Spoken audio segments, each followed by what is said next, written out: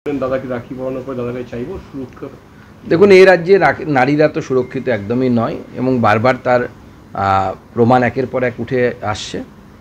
বোলপুরে আমি গতকাল ছিলাম, সেখানে পর্যন্ত নানুর বিধানসভায় বিগত কয়েক মাসে 20 জন মহিলা নিখোঁজ, 20 জন মহিলা, এবং গত পরশু একটি মেয়ের দেহ পাওয়া গেছে।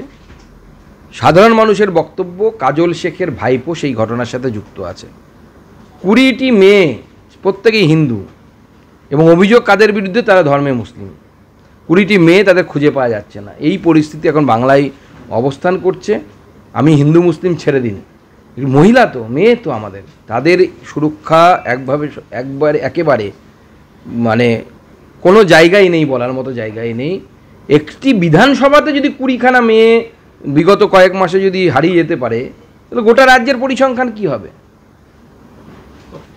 দেখুন, প্রথম থেকে আমরা বলে এসেছি, এই যে জোটের নামে যেটা চলছে না, এটা আসলে ঘোট।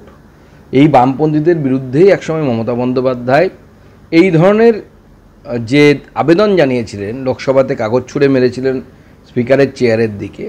মমতা বন্দ্যোপাধ্যায়ের যে বক্তব্য ছিল, সেই বক্তব্যকে যদি আমরা সরলীকৃত করি, তাহলে সেদিন কিন্তু মমতা বন্দ্যোপাধ্যায় বর্তমান যে এসআইআরে যা হচ্ছে সেটাই চেয়েছিলেন, এবং বলেছিলেন যে বাংলাদেশ থেকে আসা অনুপ্রবেশকারীদের নাম ভোটার লিস্টে ঢুকে গেছে। আজকে সেই এসআইআরের বিরোধিতা মমতা বন্দ্যোপাধ্যায় এবং বামপন্থীরা এবং তার সাথে কংগ্রেস পাশাপাশি দাঁড়িয়ে কাঁধে কাঁধ রেখে আই তবে সহচরী গান করতে করতে তারা কিন্তু প্রতিবাদ করছে। এবং আমি বলে রাখি, আপনাদের হয়তো এখন মনে হতে পারে যে আপাত দৃষ্টিতে এরা কাছাকাছি এসেছে, এরা বরাবরই কাছাকাছি একই সাথে আছে। এরা সবাই হচ্ছে সিউডো সেকুলার, ছদ্ম ধর্মনিরপেক্ষ।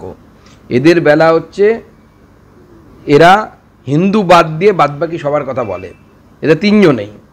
এবং সেই জন্য এদের এত রাগ, কারণ এই এসআইআর হলে 2003 সালের পর যে সমস্ত বাংলাদেশি অনুপ্রবেশকারী মুসলিম যারা এপারে এসেছেন বাংলাদেশ থেকে, তাদের নাম পশ্চিমবঙ্গের ভোটার তালিকা থেকে বাদ পড়ে যাবে। তাই জন্য এদের এত গাত্রদাহ এবং এত লড়াই, এত বিপ্লব। সব বিপ্লব নির্বাচন কমিশন ঠান্ডা করে দেবে, চিন্তা নেই। সামনে তো ভোট, লোক